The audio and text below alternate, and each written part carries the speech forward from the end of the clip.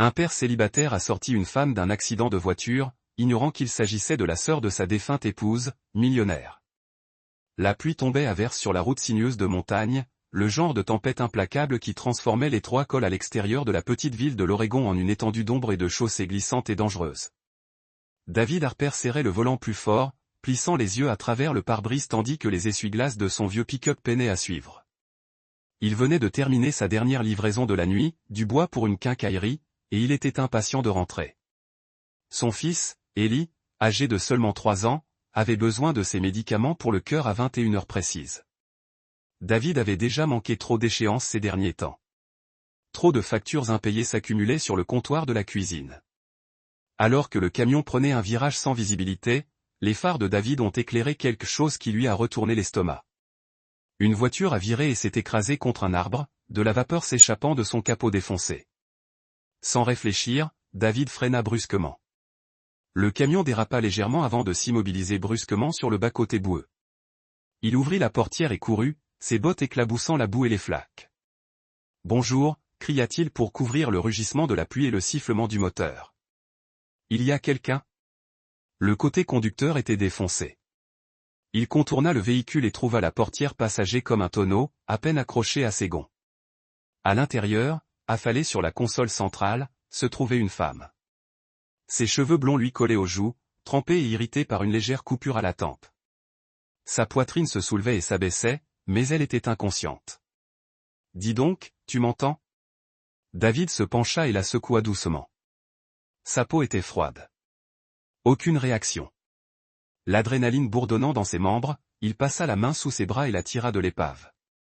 Elle était légère, inerte, comme un oiseau noyé. Il retourna en titubant jusqu'à son camion, la tenant dans ses bras, la déposant délicatement sur le siège passager et attrapant la couverture de survie derrière le siège. Au moment où il s'apprêtait à prendre son téléphone pour appeler les secours, la femme remua, la tête légèrement inclinée, les lèvres entr'ouvertes dans un murmure chevalin.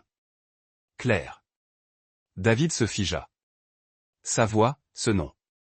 Il se tourna pour la regarder, et pendant un instant, tout au monde sembla retenir son souffle. Elle cligna des yeux à travers la vitre trempée de pluie, et bêtée mais vivante, et David sentit son cœur se serrer. C'était impossible. C'était impossible. La courbe de sa mâchoire, l'arche délicate de ses sourcils, son nez, même la légère fossette qui apparut lorsque ses lèvres remuèrent à nouveau. « Claire » murmura-t-elle une fois de plus, les yeux clos. David la fixa, immobile, le souffle coupé. Parce que le visage qu'il voyait était celui de sa femme.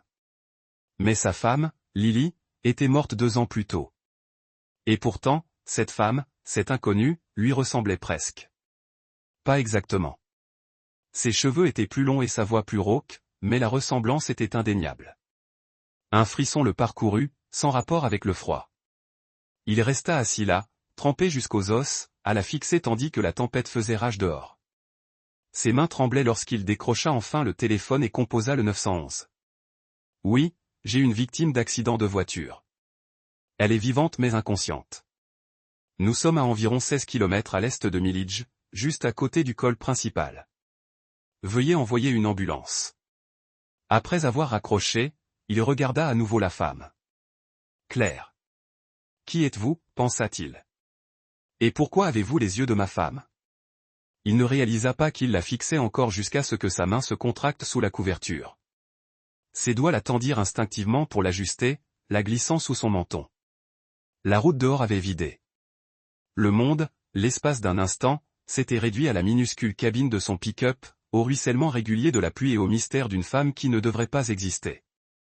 Alors que des lumières rouges et bleues commençaient à se refléter sur le trottoir glissant au loin, David ne parvenait pas à chasser l'étrange sentiment qui palpitait dans sa poitrine. Pas seulement de la peur, pas seulement de la confusion, quelque chose de plus profond, la reconnaissance, la connexion, et la première étincelle d'une vérité qu'il ne pouvait pas encore nommer. David porta doucement la femme du pick-up jusqu'au petit lit d'appoint dans un coin de sa modeste maison. L'eau de pluie dégoulinait de son manteau sur le parquet, mais il le remarqua à peine. Ses mains tremblaient. Elle avait dit s'appeler Claire. Claire. Et pourtant, son visage, mon Dieu, son visage ressemblait tellement à celui d'Émilie. C'était comme fixer un fantôme qui refusait de s'effacer. Ses pommettes, la courbe de ses lèvres, même la légère tache de rousseur près de son sourcil gauche. La ressemblance lui griffait la poitrine. Max se tenait près de la porte de la cuisine, en pyjama dinosaure, serrant son lapin en peluche, ses grands yeux bruns se fixèrent sur Claire. « Maman » murmura-t-il.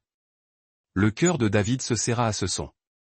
Il s'agenouilla près de Max. « Personne » dit-il doucement en écartant une boucle du front de son fils. « Voici Claire. Elle reste ici un moment. »« D'accord. » Max cligna des yeux, incertain. Il regarda de nouveau Claire.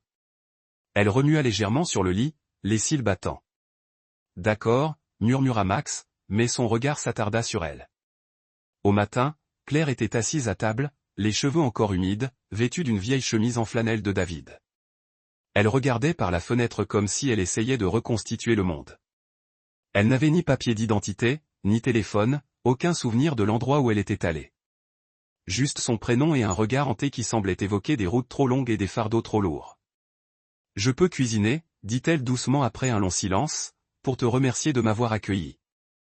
C'est le moins que je puisse faire. » David hésita. « Tu n'es pas obligé. »« Je veux bien » dit-elle. Elle se déplaçait dans la cuisine avec une précision silencieuse, ouvrant les placards comme si elle savait déjà ce qu'ils contenaient. David la regarda hacher des oignons avec une aisance experte. Casser des œufs dans un bol comme elle l'avait fait 1000 fois. L'odeur qui emplit bientôt la cuisine le frappa comme un coup de poing dans le ventre. Il connaissait cette odeur. Œufs brouillés à la ciboulette, toast avec un soupçon de beurre à l'ail.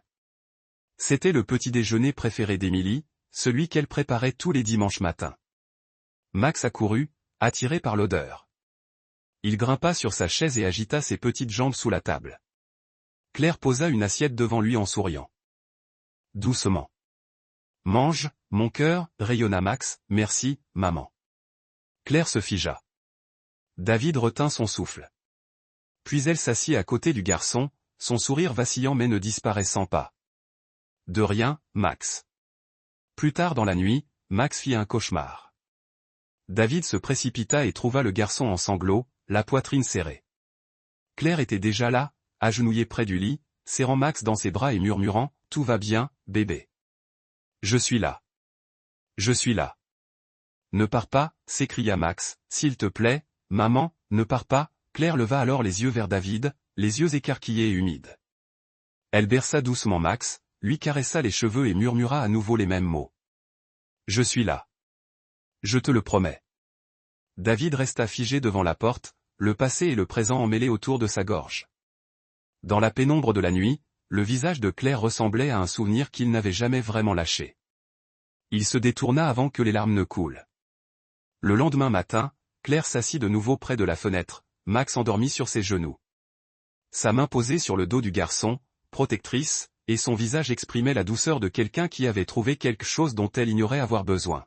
« Je devrais partir bientôt » dit-elle lorsque David entra dans la pièce.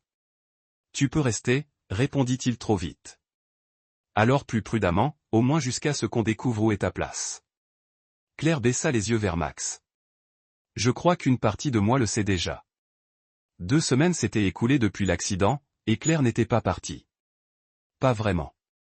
Elle accompagnait David à l'épicerie, à la pharmacie, pour récupérer les médicaments de Max, et même au restaurant du village, où elle insistait pour l'aider à préparer le petit déjeuner en échange de frais.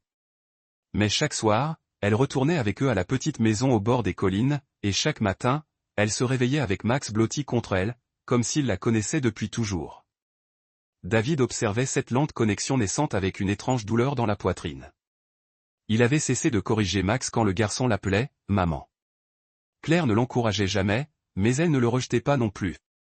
Il y avait quelque chose dans son regard protecteur et tendre sur Max qui serrait la poitrine de David. Et puis il y avait son rire. C'était arrivé un après-midi où Max avait renversé du jus sur ses genoux et avait fondu en larmes. Claire le souleva, le faisant tournoyer dans les airs en riant. Un son si plein de vie et de lumière que David dut détourner le regard. Émilie avait ri comme ça. Pas tout le temps, mais suffisamment pour que le souvenir résonne, maintenant sans y être invité. Le soir, David s'asseyait sur la véranda pendant que Claire rangeait à l'intérieur. Il allumait une cigarette qu'il fumait rarement, contemplait les étoiles qu'il distinguait à peine à travers les arbres, et se disait que ce n'était que temporaire, juste une femme dans le besoin, une enfant qui avait comblé un vide trop grand pour être évoqué. Mais ce n'était plus aussi simple. La façon dont Claire souriait quand Max lui apportait des fleurs sauvages. La façon dont elle préparait la soupe quand David toussait une fois de trop. La façon dont elle le bordait d'une couverture quand il s'endormait sur le canapé après le travail. Ce n'étaient pas les gestes d'un invité. C'étaient les rituels discrets de quelqu'un qui avait toujours été à sa place. Un soir, à l'épicerie, c'est arrivé. Claire était près du rayon fruits et légumes lorsqu'un homme, grand, bien habillé, européen, s'approcha d'elle. David resta instinctivement en retrait. Ils parlèrent brièvement, Claire sursauta, puis se montra sur ses gardes. Mais ce qui frappa David, ce fut la langue, le français, fluide et précise. Elle se détourna vivement, frôlant l'homme d'un hochement de tête froid et retourna vers David, des pommes à la main et un léger sourire aux lèvres. Il ne dit rien sur le chemin du retour, mais quelque chose changea. Plus tard dans la nuit, il ne put dormir. Max était inconscient sur les genoux de Claire, tous deux blottis sur le canapé. La main de Claire reposait légèrement sur le dos de Max, le menton penché vers sa poitrine. Sa respiration était régulière, calme. David les dépassa pour entrer dans sa chambre. Il ouvrit le tiroir de sa table de chevet et en sortit le vieil album photo qu'il n'avait pas touché depuis 1 an. Il feuilleta la photo devant laquelle il s'arrêtait toujours, Émilie dans la cuisine, tenant Max dans ses bras quand il n'était qu'un bébé. Ses cheveux blonds étaient tirés en arrière. Elle portait une robe d'été bleu pâle. Son sourire était large et sincère. Il regarda de nouveau le salon. Claire s'agita dans son sommeil, la tête posée sur l'épaule de Max.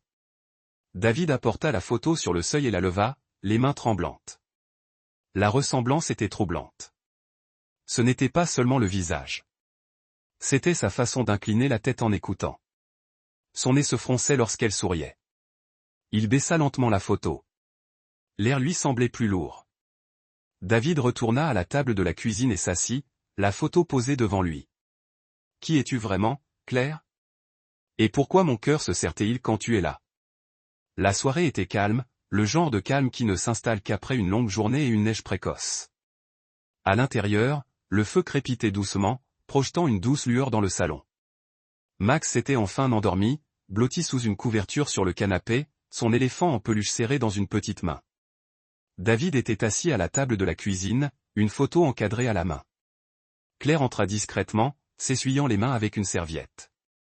Elle s'arrêta en le voyant, sentant le poids de l'air. « Claire, » dit David à voix basse.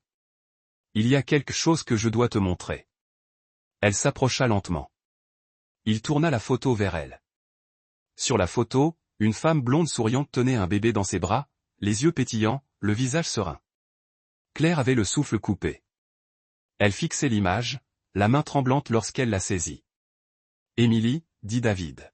« C'était ma femme. Elle est décédée il y a 2 ans. » Cette photo a été prise peu de temps avant la naissance de Max, les genoux de Claire cédèrent légèrement et elle s'affaissa sur la chaise en face de lui. « Elle a mon visage, » murmura Claire. Mais pas seulement. La forme de ses mains, son sourire. David fronça les sourcils. « Je sais. Tu lui ressembles comme 2 gouttes d'eau. C'est en partie pour ça que j'ai été si partagé. » Claire leva les yeux écarquillés. Elle s'appelait Émilie. David hocha la tête. Les doigts de Claire se resserrèrent autour du cadre. « Je m'appelle Claire Dupont, » dit-elle doucement. « J'ai grandi à Paris. J'ai été adoptée par un couple de Français à 6 ans, mais je n'y suis pas né. » David se pencha, perplexe. « Je me souviens toujours de Flash, » poursuivit-elle. Une R2. Une maison aux rideaux jaunes. Une fille qui me ressemblait comme 2 gouttes d'eau, ma sœur. Nous étions jumelles.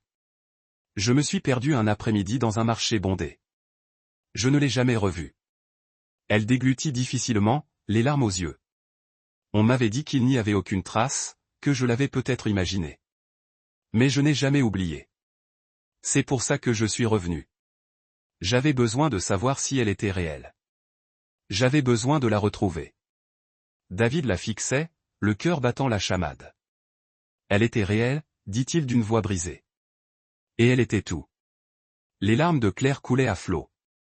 Et maintenant, elle est partie, murmura-t-elle. Et moi, sa voix se brisa. Je suis tombée amoureuse de son mari. David détourna le regard, la mâchoire serrée, les mains crispées. Claire porta une main à sa bouche. Je ne savais pas. Je te jure, David. Je n'aurais jamais laissé cela arriver si j'avais su. David se leva lentement et se dirigea vers la fenêtre. Des flocons de neige tombaient dehors, silencieux et blancs. Je te crois, dit-il finalement. Mais je ne sais pas quoi faire de tout ça. Claire se leva à son tour, ramassant son manteau. Je devrais y aller, murmura-t-elle. C'est trop, Claire. Il se retourna, mais elle était déjà à la porte. Elle marqua une pause, la voix tremblante. Pendant un instant, j'ai cru trouver une famille. J'ai pensé que j'appartenais peut-être à quelque part. Et puis elle disparut, la porte claquant doucement derrière elle. David resta là, silencieux, la photo à la main, son monde tournant à l'envers. Il n'avait pas seulement perdu Émilie une fois, il l'avait perdue à nouveau. Claire sortit discrètement juste avant l'aube, la lumière matinale effleurant à peine le bord des rideaux de la petite maison qu'ils avaient élue domicile. La nuit était silencieuse, à l'exception de ses pas discrets tandis qu'elle rassemblait quelques affaires, une vieille paire de chaussures, un pull, une photo de Max souriant dans ses bras. Elle s'arrêta à la table basse, le cœur battant, et déposa un mot d'une écriture soignée mais tremblante. David, je t'aime et j'aime Max, je suis venu chercher une famille et je vous ai trouvés toutes les deux, mais je ne peux pas rester. Je ne peux pas prendre la place d'Émilie. Elle était ta femme, sa mère et le fondement que tu as bâti. Je pensais pouvoir t'aider à guérir, mais maintenant, j'ai peur de tout briser. Pardonne-moi et pardonne-toi toujours, Claire. Elle plia le mot, le posa sur la table, jeta un dernier regard aux silhouettes endormies du père et du fils, et sortit discrètement par la porte de derrière. La brume matinale engloutit sa silhouette tandis qu'elle s'éloignait. À l'intérieur, Max remua, déplaçant son éléphant en peluche dans ses bras. Il se réveilla complètement et cligna des yeux, confus. Papa.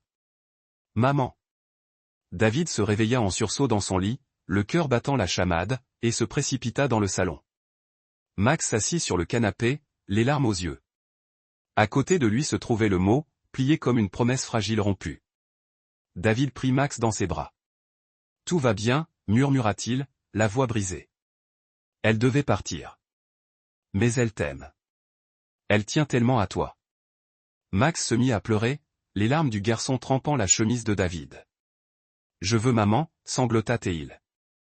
David le berça, ressentant une douleur plus profonde que toutes celles qu'il avait connues. Claire était devenue leur monde, et maintenant elle n'était plus là. Il regarda le mot, la promesse d'amour et la douleur du départ gravée dans chaque mot soigneusement choisi. Dans le vide qui suivit, David réalisa qu'il avait encore une tâche à accomplir qu'il ne pouvait ignorer. Les mains tremblantes, il composa le numéro du Dr Green. Ici David Walker. J'ai besoin des résultats des analyses de Max. Un silence, puis une voix. Ces résultats sont tombés. Il souffre d'une maladie génétique rare. Il y a un donneur compatible pour une greffe de moelle osseuse. David retint son souffle. Qui? Une certaine Claire Walker. Elle accepta de se faire tester, mais nous manquons de ses coordonnées. Le nom résonna en lui comme un coup de tonnerre. Claire Walker. Voilà Claire. Il raccrocha et s'avança résolument. Il prit Max dans ses bras et le porta jusqu'au camion dans le garage sombre. La pluie s'était mise à tomber. Il attacha Max dans son siège auto d'une main tremblante et s'assit au volant, le cœur battant. Il traversa les rues silencieuses, les phares perçant la pluie battante. Il la chercha partout où elle pouvait être. Le café de Claire, le centre communautaire, le belvédère où ils avaient partagé un chocolat chaud et discuté, mais partout il ne trouva que le vide. Finalement, il atteignit l'autoroute et ralentit sous un lampadaire solitaire sur le vieux pont surplombant la rivière. Son téléphone vibra. Il baissa les yeux. L'écran afficha un message. Retrouve-moi au vieux pont. Je comprends. Il ne répondit pas. Il se gara à quelques mètres, moteur au ralenti, et sortit dans l'air froid de la nuit. La pluie lui parut comme une compassion tandis qu'il s'avançait vers la faible lumière. Sous le lampadaire, il la vit, Claire Walker, ses cheveux blonds humides sur les épaules, les yeux cerclés de rouge. Elle se tenait près de la rambarde, sa silhouette menue se détachant sur le ciel immense. David, murmura-t-elle d'une voix brisée. Il se rapprocha, serrant doucement Max dans ses bras. Sans un mot, il lui tendit Max. Le garçon entoura le cou de Claire de ses bras, les yeux écarquillés et scrutateurs. « Elle a besoin de moi », dit Claire d'une voix tremblante. Des larmes roulèrent sur ses joues tandis qu'elle levait les yeux vers David. « Je pensais que partir vous protégerait, lui et toi, de ma culpabilité, de mes erreurs, mais il a besoin de moi, et mon cœur se brisait à chaque kilomètre parcouru sans lui. » Les yeux de David brillaient à la lumière de la lampe. Lui aussi, et moi aussi. Claire regarda Max, qui se serrait contre elle, cherchant du réconfort. Elle ferma les yeux et se pencha vers David. « Je l'aime, et je t'aime toujours. » Les genoux de David menaçaient de céder sous l'intensité des sentiments qui l'envahissaient. Il la regarda et dit doucement, « Tu ne remplaces pas Émilie. Tu lui donnes la vie. Tu fais partie de notre famille maintenant. » Elle tendit la main et lui effleura la joue. La pluie se mêla aux larmes. « Je suis désolé, David. Je pensais que fuir était la bonne chose à faire. » David les prit dans ses bras, elle et Max. Tous trois se blottirent sous le lampadaire. La pluie tomba autour d'eux comme une bénédiction, douce et pleine de promesses. Il murmura dans ses cheveux, « Bienvenue à la maison, Claire. » Elle leva les yeux vers lui, les yeux emplis de soulagement et d'amour. « Je ne repars pas, et on ne te laissera pas faire, » dit-il d'une voix certaine. Ils se tenaient ensemble sous la pluie, une famille reformée sous un ciel. Clément, lié par l'amour, le sacrifice et la promesse d'une seconde chance. Claire se tenait près de la fenêtre de la chambre d'hôpital, les bras croisés, regardant la bruine tracée de faibles sillons sur la vitre. Max dormait dans le petit lit d'hôpital derrière elle, son petit corps relié à un moniteur qui émettait des bips. Une certitude rythmique. L'intervention s'était bien passée, mais la convalescence était une question d'attente. Une période difficile. David entra discrètement, 2 tasses de thé à la main. « Camomille », dit-il en lui en offrant une. L'infirmière dit que ça soulageait le stress. Claire la prit, ses mains effleurant les siennes. « Miséricorde », sourit-il faiblement. « Tu as appris à Max à mieux compter le français. Je l'ai entendu compter jusqu'à 10 ce matin. » Claire pinça les lèvres. « Il en est très fier, tu sais. Il a dit qu'il allait compter en français et que les infirmières tomberaient amoureuses de lui. » David rit. « Il pourrait réussir. Il a déjà des fossettes. » Ils s'assirent l'un à côté de l'autre, le silence s'étirant entre eux, mais la gêne s'apaisant. Depuis le retour de Claire, les murs avaient commencé à s'effondrer. Elle avait non seulement accepté la greffe, mais elle avait aussi insisté pour en couvrir le coût jusqu'au dernier centime, envoyant l'argent avant même que les médecins aient pu terminer leurs explications. « Je ne pouvais pas le quitter », avait-elle dit à David. « Pas après avoir vu à quel point il avait besoin de moi, à quel point j'avais besoin de lui. » Les semaines de traitement de Max avaient créé un nouveau rythme. Claire venait chaque jour, lui lisait des histoires, lui repoussait les cheveux en arrière, lui chantait des berceuses en français et en anglais. Elle apportait des plats que David avait depuis longtemps oubliés, recréait les recettes de sa défunte épouse avec de petites touches qui, d'une certaine manière, les rendaient nouvelles. Une nuit, alors que Max s'était enfin endormi profondément, Claire resta plus longtemps que d'habitude. Ils restèrent dans la cuisine, leurs mains se cognant de temps en temps tandis qu'il lavait et essuyait la vaisselle. David l'observait attentivement. « Tu as redonné vie à cette maison. » Claire baissa les yeux. « Parfois, je m'inquiète. C'est seulement parce que je lui ressemble que je le rapproche de sa mère. » David posa le plat et se tourna vers elle. « C'est plus que ça. » Pourtant, quelque chose dans son regard restait distant, réservé. Plus tard dans la soirée, Claire sortit sur le porche. David la suivit.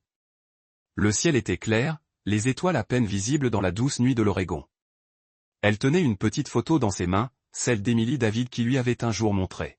« Elle avait mes yeux », dit doucement Claire, mais les siens étaient toujours plus fortes, plus courageuses. J'étais la plus silencieuse, la plus rêveuse. David s'approcha. Je ne sais pas comment elle était à 6 ans. Claire, je ne connais que la femme que j'ai épousée, et je ne connais que celle qui se tient devant moi maintenant. Claire se retourna, l'expression indéchiffrable. M'aimes-tu, David ? Son souffle se coupa. Oui. Elle hésita. M'aimes-tu parce que je lui ressemble ou parce que je suis moi ? David tendit la main et la prit contre sa poitrine, où son cœur battait avec assurance. Je t'aime parce que tu es Claire, pas un reflet, pas une ombre. Tu es entré dans ma vie alors que j'avais oublié comment ressentir autre chose que le chagrin. Tu as ramené la bonté, la chaleur et le rire dans cette maison. Tu nous as guéris, non pas à cause de qui tu nous rappelais, mais à cause de qui tu es. La gorge de Claire se serra. J'avais besoin de l'entendre. Il la prit doucement dans ses bras, et j'avais besoin de le dire. Ils restèrent là un long moment, enlacés l'un dans l'autre, le bruit du vent faisant bruisser les arbres autour d'eux. Quelque part à l'intérieur, Max murmura-t-il dans son sommeil. Alors que la lune montait dans le ciel, Claire leva les yeux vers David. J'ai toujours cherché un foyer, dit-elle. Je crois que je l'ai enfin trouvé, dit David en l'embrassant sur le front. Alors reste. Construisez-le avec nous. Elle hocha la tête, les derniers vestiges de la peur se dissipant. Dans la nuit silencieuse, leur avenir semblait plus proche, plus chaleureux, plus possible que jamais. Le doux fracas des vagues sur la côte de l'Oregon composait la symphonie parfaite avec la brise de fin d'après-midi. Des lanternes se balançaient sur des poteaux en bois flottés, et les tables de pique-nique étaient recouvertes de nappes blanches et de fleurs sauvages. Amis et voisins de la petite ville se rassemblaient le long de la plage, pieds nus dans le sable, les rires résonnant entre les toasts et la musique. Ce n'était pas une célébration d'une fête ou d'une étape importante du calendrier, mais de quelque chose de bien plus précieux. Max, qui était maintenant en convalescence depuis des semaines, courait en rond près du bord de l'eau, poussant des cris de joie tandis qu'une volée de mouettes s'éparpillait dans les airs. Ses joues étaient roses, ses yeux brillants. La vie avait repris dans son petit corps et dans son monde. Claire se tenait à quelques pas en arrière et l'observait. Elle portait une simple robe blanche qui dansait autour de ses genoux au vent. Ses longs cheveux blonds étaient tressés lâchement, comme elle le faisait autrefois. Elle avait l'impression d'être enfant. Elle tenait un plateau en bois rempli de petites tartelettes aux fruits rouges, son dessert fétiche, celui-là même qu'elle avait préparé le premier soir où David lui avait demandé de cuisiner chez lui. Cette nuit-là lui semblait lointaine. David s'approcha d'elle par derrière, la main effleurant doucement son dos. Il n'a pas arrêté de sourire de la journée, dit-il. Claire sourit. Moi non plus. Bien, répondit David doucement. Parce que j'ai quelque chose à te demander. Claire se retourna, surprise par le sérieux soudain de son ton. David sortit quelque chose de sa poche, une petite boîte en velours. Autour d'eux, les bruits de la fête s'atténuèrent, comme si le monde savait s'arrêter et écouter. Il ouvrit la boîte pour révéler une simple bague en or, gravée à l'intérieur de 3 noms. Max, Claire, David. Claire haleta. Je sais que nous ne pourrons jamais remplacer ce qui a été perdu, commença David d'une voix assurée, bien que l'émotion persistât sous la surface. Émilie fera toujours partie de moi, de Max. Mais la vie nous a donné une seconde chance. Une chance de construire quelque chose de nouveau. Pas dans son ombre, mais avec sa mémoire qui nous bénit. Claire, tu n'es pas seulement une partie de notre histoire. Tu en es devenu le cœur. Veux-tu m'épouser? Le silence s'installa sur la plage l'espace d'un instant. Les yeux de Claire brillèrent tandis qu'elle hochait la tête. Oui, murmura-t-elle, puis plus fort. Oui. Des acclamations fusèrent de la foule. Max, comprenant, courut vers eux, les pieds dans le sable, et entoura leurs jambes de ses bras. On se marie, demanda-t-il en souriant. David rit et le prit dans ses bras. On se marie. Claire pressa ses lèvres contre le front de Max, puis contre la joue de David, et enfin contre ses lèvres, tandis que la foule applaudissait et hurlait de joie. Plus tard dans la soirée, alors que le soleil baissait, teintant le ciel de nuances de feu et de lavande, David se tenait près du feu de joie, s'adressant aux invités. Cette ville, dit-il, m'a soutenu quand j'ai tout perdu. Et cette femme, il regarda Claire, m'a redonné le courage de vivre. Il marqua une pause. Ce soir, je veux annoncer quelque chose discrètement. À partir de cet automne, nous créons un fonds de bourse d'études à 2 noms, Émilie Caldwell, qui m'a offert le plus beau cadeau de ma vie, et Claire Beaumont, qui l'a sauvée. Il y eut des halètements, suivis de larmes et d'applaudissements. David n'en dit pas plus. Il n'en avait pas besoin. Claire le regarda de l'autre côté de la lueur du feu, la main pressée contre sa poitrine. Son geste était discret, intime, un merci. La nuit avançant, la musique reprit. Les enfants dansèrent. Les couples plus âgés se balançaient. David et Claire s'enfoncèrent dans le sable pour une lente valse, Max perché au pied de David, ricanant. Tu crois qu'elle regarde, demanda Claire, la tête posée sur l'épaule de David. Je sais qu'elle regarde, dit David. Et je crois qu'elle sourit. Claire ferma les yeux, laissant le vent emporter les derniers doutes. Pour la première fois, l'avenir lui semblait grand ouvert et entièrement sien. Il n'avait pas remplacé Émilie. Il l'avait honorée. Et ce faisant, ils avaient trouvé leur chemin, main dans la main, avec un petit garçon entre eux, et un amour renaissant du chagrin, ancré dans la vérité, illuminé par les étoiles au-dessus de la mer. Le soleil matinal filtrait à travers les rideaux de dentelle, projetant une lumière dorée sur la modeste cuisine. L'odeur des brioches à la cannelle fraîchement sortie du four emplissait l'air, se mêlant à celle des œufs brouillés et des toasts chauds. Claire se tenait près du fourneau, fredonnant doucement, ses cheveux blonds noués en un chignon lâche. Sur la table de la cuisine se trouvait la boîte à lunch de Max, soigneusement remplie de bâtonnets de carottes, de tranches de pommes et de son sandwich au beurre de cacahuètes préféré, coupé en cœur. Max entra dans la pièce avec l'énergie débordante que seul un enfant de 4 ans pouvait posséder, son sac à dos légèrement penché sur ses épaules. « Maman, on est en retard ?» demanda-t-il en attrapant un petit pain sur le comptoir. Claire sourit et s'agenouilla pour refermer la fermeture éclair de son manteau. « Pas si on part maintenant, ma puce. Va chercher tes chaussures. » Max s'élança, laissant derrière lui un sillage de rire. David s'appuya contre la porte, toujours en chemise de flanelle et jean, une tasse de café lui réchauffant les mains. Il observa la scène avec un émerveillement silencieux et satisfait. Pendant un instant, il resta complètement immobile, s'imprégnant de la lumière, de l'odeur, du bruit de la vie qui revenait à la maison. « Je pourrais m'habituer à des matins comme celui-ci, » dit-il. Claire se tourna vers lui, le visage rayonnant de lumière. « Tu l'as déjà fait. » Il s'approcha et déposa un baiser sur son front. « Tu sais, elle faisait des roulés à la cannelle comme cela. » Claire hocha la tête. « Je sais, mais ils n'ont jamais senti aussi bon, » ajouta-t-il avec un sourire. Claire rit doucement et sincèrement, puis baissa les yeux, touchée par la mention de sa sœur. « Elle t'aurait aimé, » dit David doucement. « Et elle serait fière. » Le regard de Claire croisa le sien.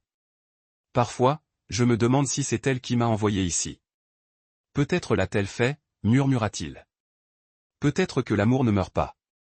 Peut-être qu'il attend le bon moment, le bon endroit, les bonnes personnes. » La porte d'entrée claqua, suivie du cri de Max, « Mets tes chaussures. » « Allons-y », Claire rit doucement et attrapa ses clés. David l'arrêta, lui tint la main un instant de plus. « Claire, dit-il, j'ai besoin que tu entendes ça. L'amour ne consiste pas à remplacer quelqu'un. Il s'agit de le porter avec nous tout en construisant quelque chose de nouveau. Tu n'es pas son ombre. » Il prit une profonde inspiration, l'émotion s'emparant de sa voix. « Tu es la nouvelle lumière de ma vie. » Les yeux de Claire se remplirent de larmes, mais elles ne coulèrent pas. Elle lui serra la main, puis sourit. « Allez, » dit-elle en lui effleurant la joue d'un baiser. « Nos petits ont un avenir à poursuivre. » Alors qu'il sortait au soleil matinal, main dans la main, Max sautillant devant, les mots flottaient dans l'air comme une prière silencieuse. L'amour ne remplace pas le passé. Il le rachète. Merci de nous rejoindre dans ce voyage émotionnel d'amour, de perte et de guérison. Si l'histoire vous a touché, n'oubliez pas de l'aimer, de la commenter et de la partager avec quelqu'un qui croit aux secondes chances.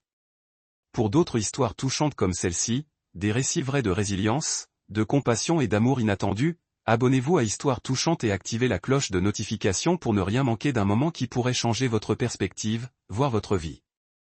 En attendant la prochaine fois, restez bienveillants, gardez espoir et rappelez-vous que parfois les plus beaux chapitres naissent après les tempêtes les plus violentes.